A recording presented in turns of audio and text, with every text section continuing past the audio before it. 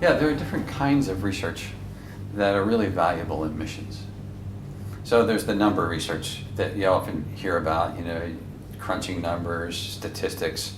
But there's other aspects of research that are also very important. So there's qualitative research, where you really sit down with a number of people and you do interviews. There's a group that's done fruitful practices in church planting among a majority religion. And what they did was they sat down with people who were actually doing it and said, hey, how does this function for you? And they gathered all those interviews together and then analyzed those interviews. And they did that on a large scale in various places of the world, and that was very, very helpful. Research means different things to different people.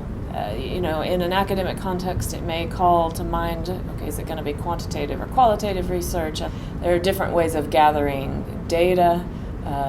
You can do historical research or biographical, even autobiographical. You can do different kinds of surveys, ethnographic surveys, or marketing research would be more outside of academics. I spend a lot of my time doing more qualitative research, what most people call ethnographic research, a study of a more frontline view from the actual people, what an Iraqi or a Syrian or an Egyptian or a Moroccan, what their life is like, what they believe, what their worldview is, all of those kinds of questions so that we can put it in the proper context for evangelism, discipleship material. I also do a lot of data analysis of what's happening with the teams and workers we have on the ground, what kind of progress we're seeing, what sort of challenges they're facing. A map is a visual story of geographical data, and I've drawn a lot of maps on Asia, especially to help conferences as people come from different parts to talk about their ministry and the progress of their work.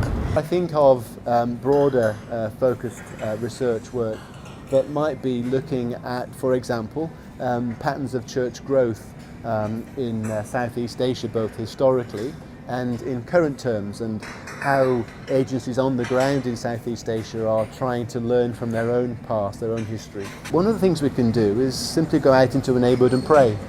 And if we believe that prayer works, then maybe there is a connection between the committed prayer of people praying for people from that kind of background and these incidences of dreams or visions where they would claim to encounter Jesus. And I think there is a very interesting need for ongoing research in these sorts of areas. What are some of the pathways through to faith for people from those particular Muslim backgrounds? But as researchers, while we use the numbers don't actually come out and equal something all on their own. It's an overview, it's a perspective, it's a generalization, it's a next step. And so not all research is statistics, not all research is spreadsheets. Usually at the end of a research day, you just found more things to research, and it's a continual process that keeps going. We don't ever reach a resolution or an end to say, we've researched missions worldwide and we're done. That's not true. That doesn't happen.